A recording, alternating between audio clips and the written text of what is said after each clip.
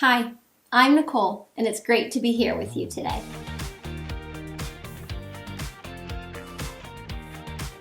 Welcome to Kingston Standard Church, our online version. If you're in the Kingston area, I'd love to invite you to connect with us in person.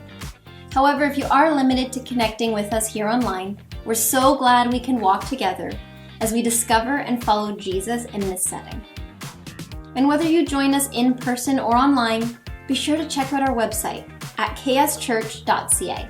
The link's in the description below. You can also subscribe to us on YouTube and like us on Facebook, so you have the inside scoop on new posts, content, and connections. And if you want to reach us with any prayer requests or questions, you can send us a message on Facebook or email our church office, and that email address is on the screen.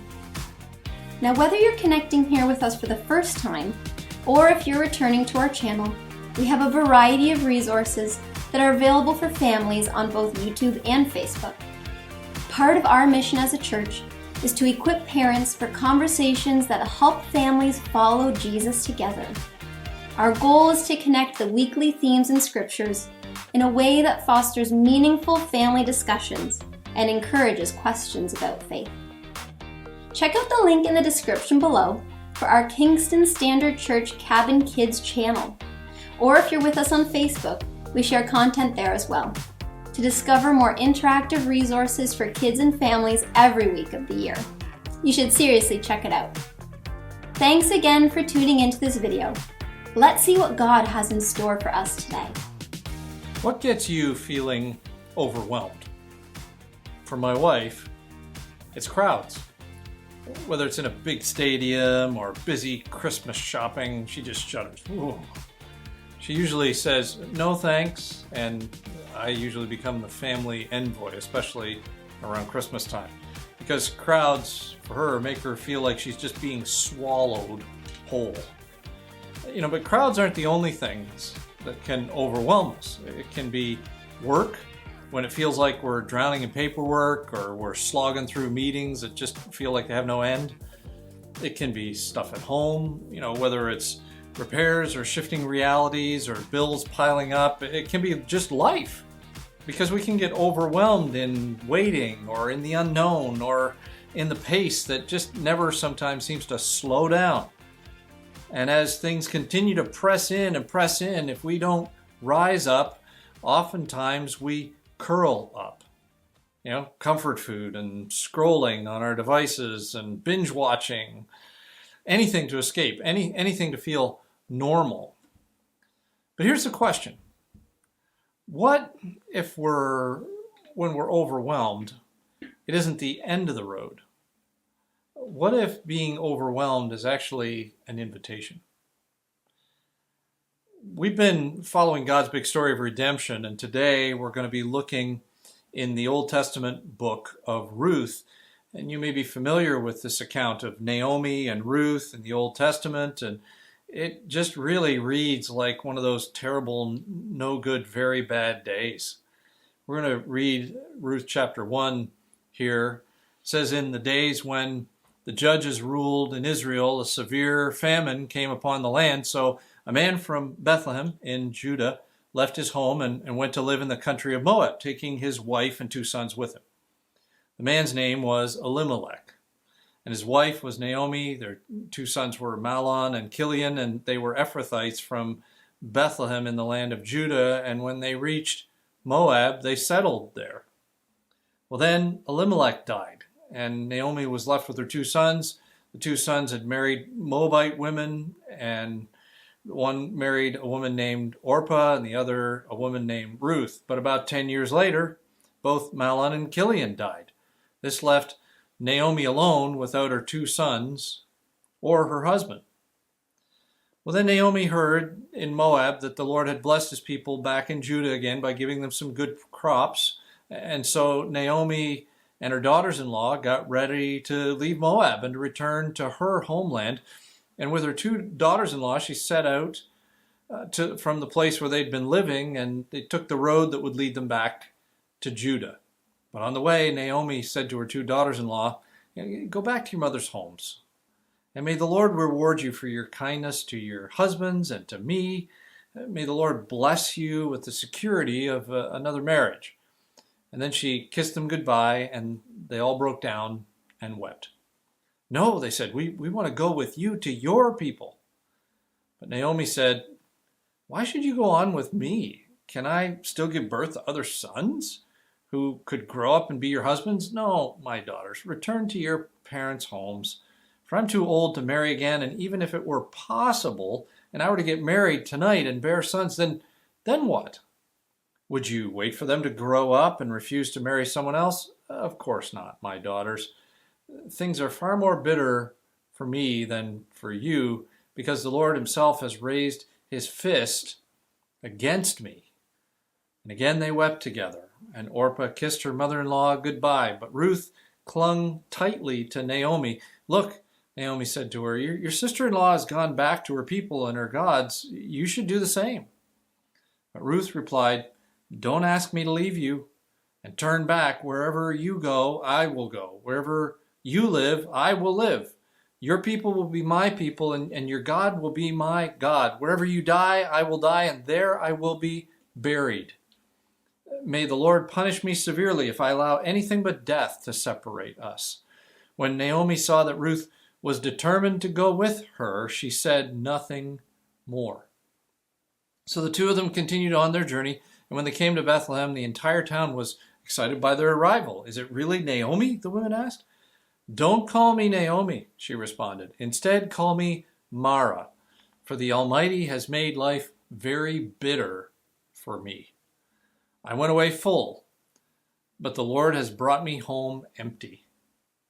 Why call me Naomi when the Lord has caused me to suffer and the Almighty has sent such tragedy upon me?" So Naomi returned from Moab, accompanied by her daughter-in-law Ruth, the young Moabite woman, and they arrived in Bethlehem in late spring at the beginning of the barley harvest. It's clear here that Naomi's life had pretty much collapsed, right? Famine, then death, then poverty, and isolation. I mean, stack it all up, and overwhelmed may not even begin to cover it, right? Naomi's name had originally meant pleasant, but we hear her say here, that's not me anymore. Call me Mara. Call me bitter. I mean, overwhelmed is what she had started to attach to her own identity. And I get that, because there are times when overwhelmed just can take over our lives. When our family was preparing for a cross-country move, there were a lot of questions that were piling up. We were moving to an area, we had accepted a job, and we weren't sure just exactly how things were going to work out. Like, where are we going to land with the six of us? And there were questions about whether or not we'd be able to afford a new house there, or a house that would even be able to work for us. How would we get everything there? Would we be able to afford living there once we finally got there? Where would we end up? And there were days when it kind of felt hopeless. As you can imagine, the lack of answers allowed the questions to just keep washing over me. And until I had some of those same thoughts, like we all have, like, just forget it. Let's just quit. I mean, this is not going to work. But that same night, our family gathered to pray, and our kids prayed too. God, we need an option here. Would you provide some hope? Would you give us something that will help us to be reminded that you're taking care of us? Well, the next day, I received a call from what I would consider one of the most unexpected sources I would have ever thought of hearing from. And they said on the other end of the line, "I think I have a place for you." And we talked about the options of this house that they had, and we finished the conversation with them saying, we'll make it work when you get here. Well, the moment that I was ready to quit was the moment that God opened up a new horizon of hope. And it's the moment when I discovered that, overwhelmed isn't the end. It's often an invitation. And the story we're exploring today, was way more bleak and much more tragic than mine. Because based on the traditions of the day, by marriage, Ruth and Orpah were now under Naomi's guardianship. So here she is, a widow, trying to take care of two other widows. And Naomi tried to release her daughters-in-law to send them back home, as we saw. And some have suggested this might have been just to put the past behind her. We're not, whatever the reason is, Orpah left and Ruth stayed. And Ruth's response wasn't kindness, it actually was courage. Because Ruth left her people, her culture, her traditions. She tied her future to this bitter widow in a foreign land. And when you think about it, and you think about what's safe in life and the things that we want to know that are secure, this was not it. I mean, there had to be some courage and faith exercised here. And some people might even look at it and say, faith that Ruth exercised could have even been considered foolish. And when they arrived back in Naomi's territory, it must have looked kind of hopeless, right? Here's Ruth in a new land with no money, no prospects, and a grumpy mother-in-law. I'm not sure which would have been the greatest threat out of that whole list. But at the time, the only public program that was really around to help widows was called a kinsman redeemer strategy. It wasn't a strategy as much as it was a directive in the way that the Old Testament had been written. And so if a relative in the family died, the plan was to have a close relative of that former husband marry the widow. And in that way they would take care of her and any children and protect the family legacy and as well as the property that was attached to the husband. Because in the absence of reputable paying jobs for women, this was a cultural approach given to care for the widows of Israel. It was unique in all of the area. Now Naomi and Ruth land again in Israel, and they likely wondered if the picture of their life that they had right now of being broken beyond repair was forever for them. I'm sure, they thought they would likely have to just learn how to live with this new normal because, there potentially, as far as they knew, there was no redeemer, just being widows living in Israel.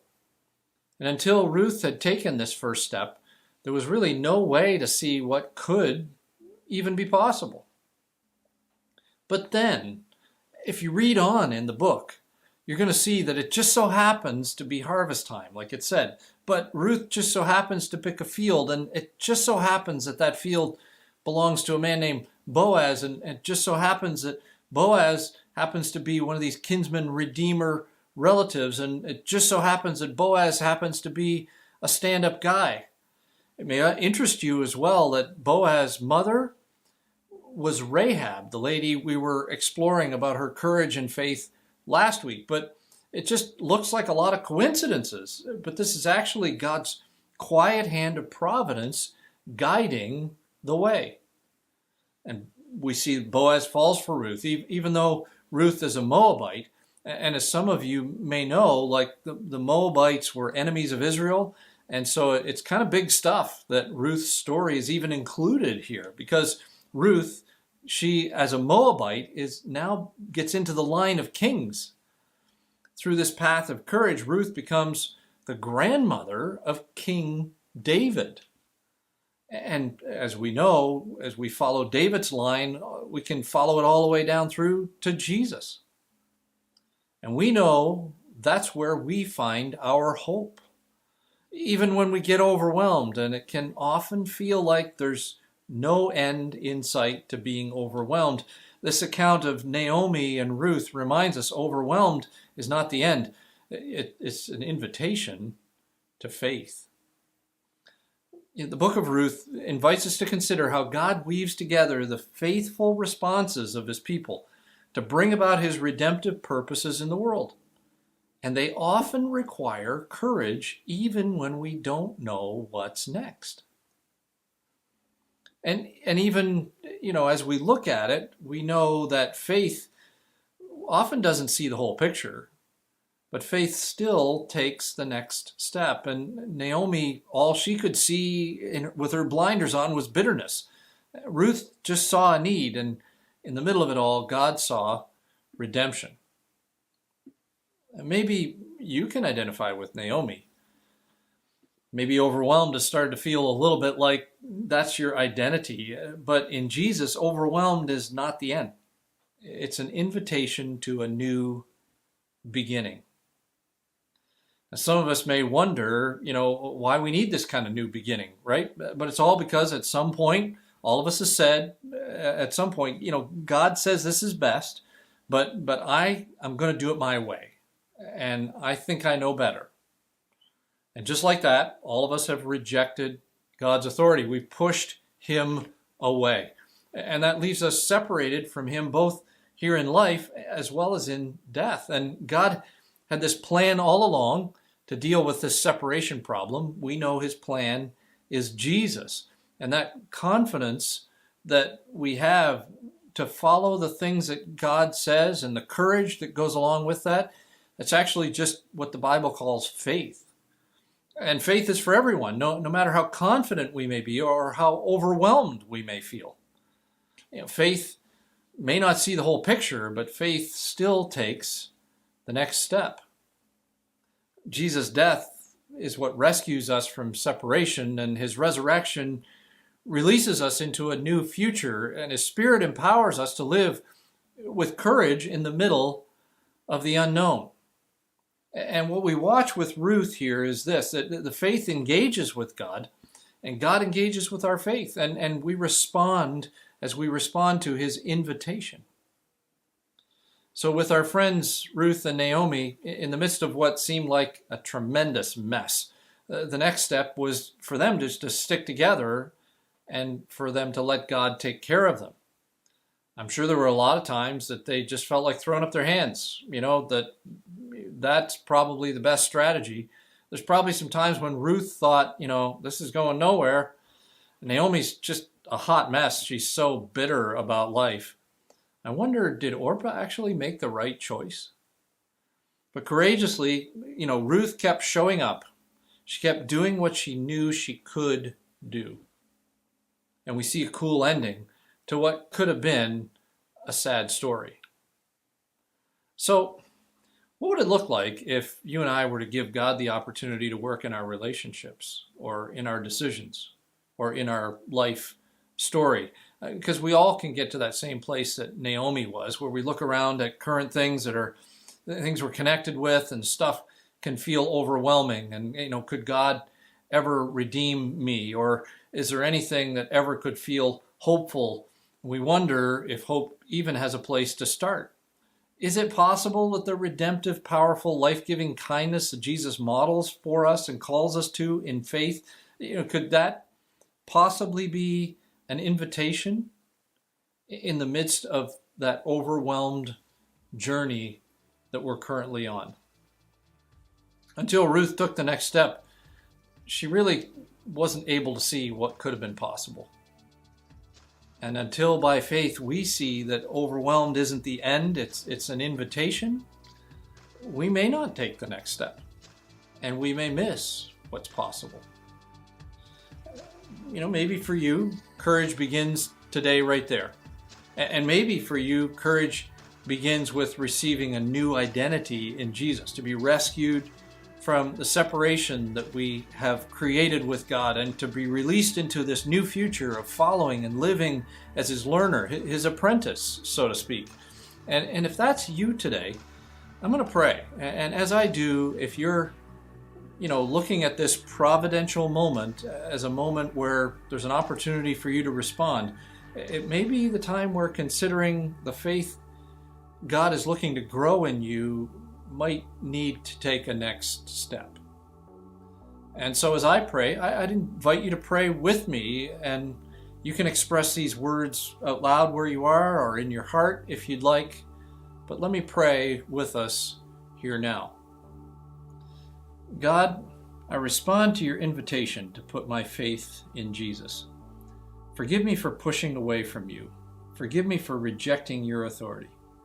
And release me into a new future as your follower. Teach me how to live as your learner, your apprentice. And as I continue in prayer for those who may be with us today that are following you, God, I ask that you'd help us to see the places and times you're calling us to courage. And as we look at the situations where we feel overwhelmed, help us to see your invitation to the path of providence in the identity that you have for us. Amen. Now, if you've prayed with us today to begin to follow Jesus, let me just encourage you to reach out and let us help you with some of the resources that might get you started on that path of following Jesus. You can email us at the address that's listed here on the screen, or even if you're continuing on the path of walking with Him and find yourself in uncharted territory, we'd love to hear from you. And we encourage you as you journey with Jesus to reach out and let us be a part of that with you. Thank you for joining us today. Be sure to subscribe to our YouTube channels, including Cabin Kids. And if you're catching this on Facebook, you can like or follow us there too. Before you go, please take a moment to like, comment, or share this video so others can enjoy it as well. And if you find yourself in the Kingston area, it would be great to see you and have you join us for an in-person service. And finally, I'll end with this.